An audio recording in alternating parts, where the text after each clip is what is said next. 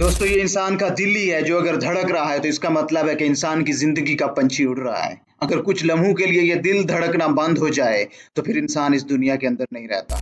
Doctors इस दिल से निकलने वाले करंट को ईसीजी के ऊपर ही देखकर बताते हैं कि ये इंसान जिंदा है या जा चुका है।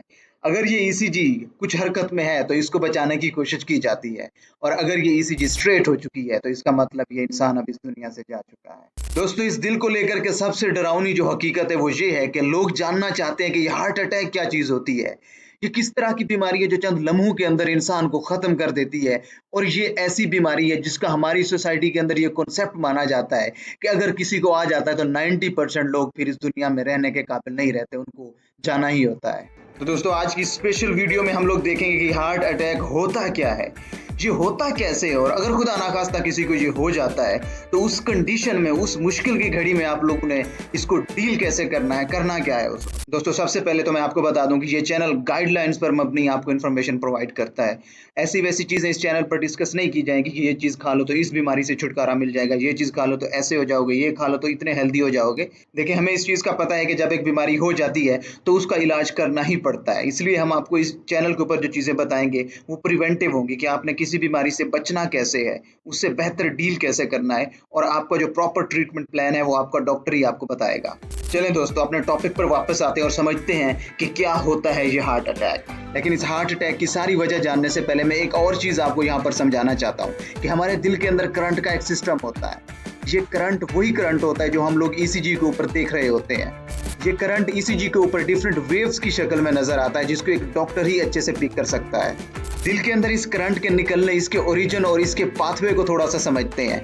आप शक्ल में ऊपर जो साइनस नोड वाली जगह पीली सी देख रहे हैं, ये एक ऐसा टर्मिनल है हार्ट का जहां से रिदमिक एक्टिविटी स्टार्ट होती है। दिल का ये वो हिस्सा है जो करंट को स्टार्ट करता है। इधर से करंट निकलता है और नीचे एवी नोड से होता हुआ नीचे अब जो आपको पीले फाइबर्स दिखाई दे रहे हैं इनमें ट्रेवल करता है।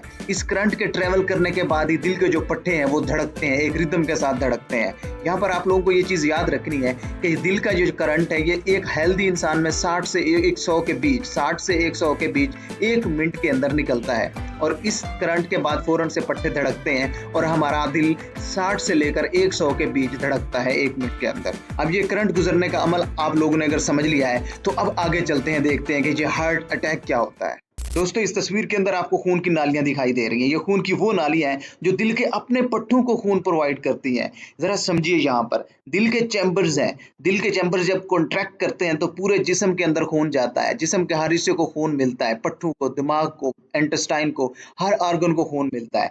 लेकिन दिल के अपने पट्टों को कॉन्ट्रैक्ट करने के लिए भी कुछ ग़िज़ा की ज़रूरत होती है, ऑक्सीजन की ज़रूरत होती है। वो ग़िज़ा और वो ऑक्सीजन सारी इन नालियों के ज़रिए दिल के अपने पट्टों को मिलती है। अब हार्ट अटैक में जो मोस्टली वजह है, इन्हीं वेसल्स के अंदर, इन खून की नालियों के अंदर एक मसला आता है। इस खून की नाली को देखें तो यहाँ पर खून का रास्ता आपको नैरो होता दिखाई दे रहा है। इस नैरोनेस की जो वजह बनी है वो एथेरोस्क्लेरोसिस है। इसका मतलब है कि खून की नाली के अंदर कोलेस्ट्रॉल जम गया है। आप इस कोलेस्ट्रॉल की तह को पीले रंग में देख भी सकते हैं। अब अगर इसी मरीज के अंदर ब्लड का प्रेशर भी बहुत ज्यादा होता है तो ये पीले रंग का जो प्लेक है ये रप्चर हो सकता है। जब ये प्लेक रप्चर होगा तो इसके फौरन बाद खून के अंदर पाए जाने वाले प्लेटलेट्स उसके ऊपर अमल करेंगे, एक एक्ट करेंगे, उसको एक रिएक्शन देंगे, उसके ऊपर क्लॉट बनाना शुरू कर देंगे। अब एक तो प्लेक पहले से रप्चर हुआ है, ऊपर से प्लेटलेट्स का प्लेक बनेगा, उसका क्लॉट बनेगा, तो अल्टीमेट रिजल्ट ये होगा कि खून की ये नाली 100% बंद हो जाएगी। और जब खून की ये नाली 100% बंद होगी तो उसका रिजल्ट कुछ ऐसा होगा जो आप इस तस्वीर के अंदर देख रहे हैं।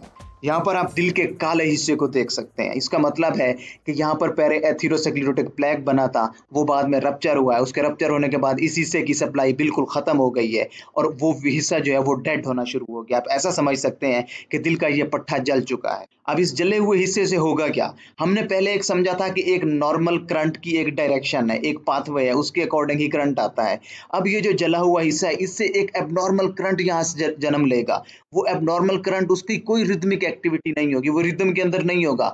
इस चीज़ को हम लोग वेंट्रिकुलर टैकीकार्डिया बोलते हैं कि नीचे जो वेंट्रिकल्स हैं, यहाँ से एक एब्नॉर्मल करंट ओरिजिनेट हो रहा है और उस करंट के ओरिजिनेट होने की वजह ये जो काला हिस्सा, जला हुआ हिस्सा है, ये हमारे दिल के पट्टों की एक आप कह लें कि इंट्रिंसिक किस्म की एक्टिविटी है, उनकी सलाहियत है कि जब वहाँ पे कोई स्कार बनता है, कोई हिस्सा जलता है तो वहाँ से एब्नॉर्मल करंट पैदा होता है। दोस्तों इस तस्वीर में आप 2 किस्म की ईसीजी देख रहे हैं। एक ईसीजी नॉर्मल कॉम्प्लेक्सेस की है और एक में वाइड कॉम्प्लेक्सेस हैं। जो वाइड कॉम्प्लेक्सेस हैं इसको वेंट्रिकुलर टैकीकार्डिया बोलते हैं। इसका मतलब ये है कि दिल के अंदर अटैक आ चुका है, नाली ब्लॉक हो चुकी है, उसके बाद दिल का पट्टा डैमेज हो चुका है, उसके बाद एब्नॉर्मल करंट यहाँ से बनना शुरू हो गया है।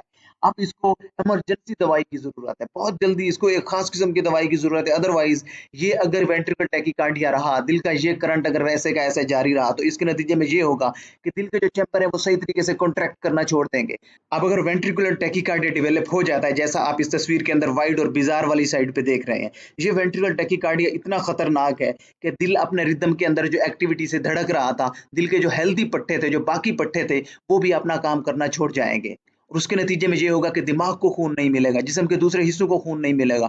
दिल की अपनी वो बाकी मानदार नालियाँ जो सही से काम कर रही हैं, उनके अंदर भी खून आना कम हो जाएगा और अल्टीमेटली एक ऐसा विशियस साइकिल चलेगा कि दिल एंड पे काम करना छोड़ जाएगा और ईसीजी की जो स्ट्रेट लाइन है, वो सामने आ जाएगी। इसका मतलब कि इंसान अब इस दुनिया से कूच कर चुका है।